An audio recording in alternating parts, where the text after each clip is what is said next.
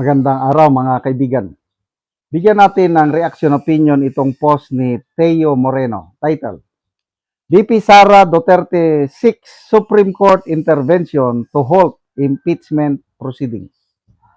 Vice President Inday Sara Duterte in her personal capacity, siya na mismo ang nagsampa ng kaso, has filed a petition for certiorari and prohibition before the Supreme Court seeking to stop the House Committee on Justice from continuing impeachment proceedings against her.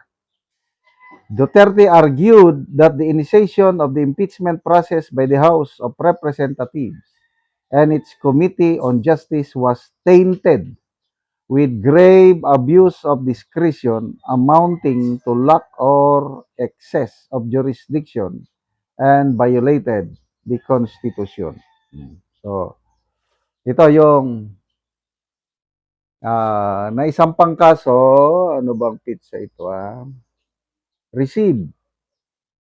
Basta receive by... ito yung copy ng Committee on Justice. Sara Z. Duterte in her capacity as Vice President of the Philippines petitioner versus ito yung mga sinampahan sa kaso. Sinampahan ng petition for certiorari, House of Representatives represented by Speaker Bujidi, House Committee on Justice represented by Luistro, and ito, Senate of the Philippines, kasama ang Senado, represented by Vicente Soto III in his capacity as Senate President. Then may mga iba pa. Petition for certiorari and prohibition. So, pinapatigil. Bakit? Grave abuse of authority. Hindi na nila nasobrahan na. Ano yung nasobrahan? Yung fishing expedition. Halos parehas sila ng petition.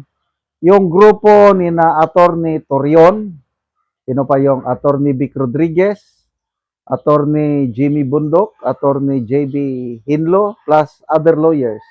Yun yung nauna. I think mag 2 weeks na. So ngayon, kahapon ba ito, sampa rin si VP Sara. Siya na mismo ang nagsampa ng kaso. Personal capacity as Vice President. Requesting the Honorable Court to stop muna the proceedings dahil sumusobra na yung Committee on Justice. So isinama na rin si Soto kasi baka mamaya iakyat sa Senado, atat na si Senator Soto. Bago sila nag-break, matagal na sinasabi na wala pang naisasampang impeachment case, sinasabi niya na. Pagdating sa amin sa Senado, araw-araw magkakaroon tayo ng trial para matapos kagad. Bakit naman? Ito na ngayon, yung bali-balita na meron daw stage 4, baka anong mangyari, waiving si St. Peter, sabi ni Attorney Guanzon sa kanyang post na nangangamoy na si St. Peter, kaya pala inaapura nila yung impeachment ni VP Sara dahil, I don't know, anong nangyari? Puros naman lang haka-haka tungkol sa kalagayan ng isang tao na may stage 4 daw. Sabi naman na hindi, malusog siya. Nag-attend nga ng oath-taking.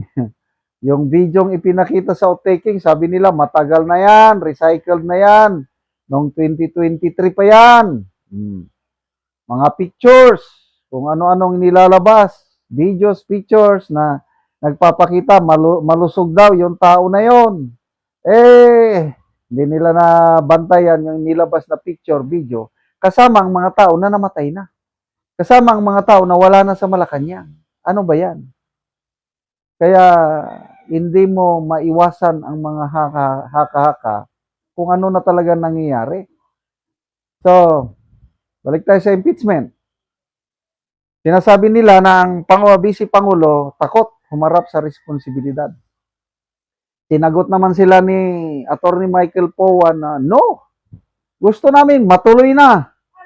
Kaya nga kung pwede, iakyat na nila sa Senado ang impeachment para magtuloy na. Kaya lang, yun nga, bakit at this stage, nagsusubpuena na sila ng mga bank records at iba pang documents ni BP Sara, which is kakaiba na talaga. Lumalabas kasi yung mga complainant, halos walang ebidensyang na-attach. Inamin yan ni Congressman Terry Ridon nung tinanong siya ni Congressman Ropos Rodriguez tungkol sa port complaint. Do you admit na walang mga attachment? Yes, Your Honor. Do you admit na gano'n? Yes. Oh. Pero lang, ano bang kasing reklamo? Wala namang ebidensya. Tapos, ang ipapaproduce nila na mag-submit ng ebidensya ang BP Sara, na saan ka nakakita na yung inakusahan siyang mag-submit ng ebidensya laban sa kanya? So, makikita mo talaga na politically motivated itong impeachment laban kay BP Sara. Kaya minsan, nahuli, nadulas sa bibig si Congresswoman De Lima, payag niya, kung magtagumpay tayo na ma-impeach si BP Sara, si Risa Hontiveros na ang pinakamalakas na kandidato. Oh, di ba? So, ang interest nila is mawala si BP Sara sa political equation kasi siya ang pinakamalakas para lalakas yung kandidato nila. Oh. Salamat at lumabas yung bagong survey ng WR numero. Ito lang, March 25 to 27 ba? Bago lang. Nangunguna pa rin si BP Sara, 35.1. Ang layo si Risa Hontiveros. 0.7. Ha, paano ba yan? Ang layo si John Vic Rimulya, I think 0.3 o 0.2. So, paano sila mananalo yan? Ang medyo mataas-taas, si Rapi Tulfo, 18%, si Madam Lenny, 15%, kaya lang, wala naman silang interest tumakbo. Kaya, there's no way na ma-stop nila ngayon ang pagiging presidente ni BP Sara. Salamat mga kaibigan sa inyong pagsubaybay sa ating channel. Nakakatulong kayo ng malaki sa tribong Talandig ng Bukidnon dahil ang sweldo natin sa channel na ito is pantulong sa tribo. Namimigay tayo ng libreng yero at pako para makapagpatayo sila ng mas maayos na tirahan. Panoorin nyo ang video na ito. Karon mo nag-atop sa natagaan na Mugero, so mag-atop na din siya karon.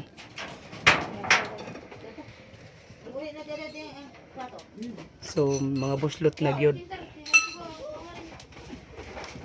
So pag-isplastipan lang gani ang uban. So mo na ni ang yero nga among gihatag.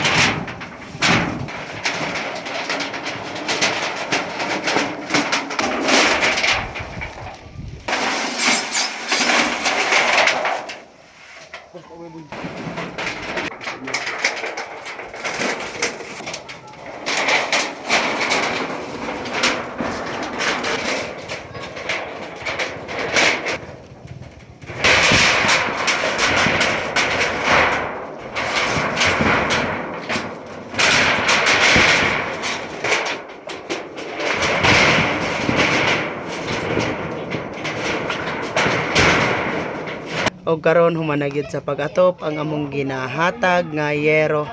So napulihan na gyud tong mga buslot na nga ilang atop ganina.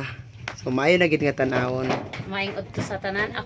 Ako dako kaayo ko pasalamat unang-una, dako ako pasalamat sa Ginoo nga dunay tawo nga instrumento nga iyang gihimo nga isip ako usa nga nagkinahanglan iya kong natabangan og ako manghinaot nga daghan pang mga sama nako nga nagkinahanglan nga mahatagan gihapon.